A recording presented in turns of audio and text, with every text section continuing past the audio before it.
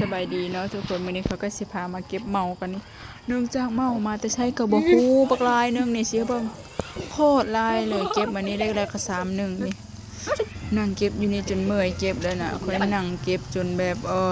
มาแต่ใช้บ่ฮู้เก็บบ่วาดบ่ไหวเนาะจนได้นั่งคาตามาดเก็บเลยนี่เนื่องจากมาแต่ใช้ก็บ่ฮู้เมาบักลายนึงเก็บไปแล้วก็3-1ก็ยังบ่เมื่อยอยู่จนได้เอากระ3-2มาใส่เนาะค่ะเนื่องจากมันลายแห้ง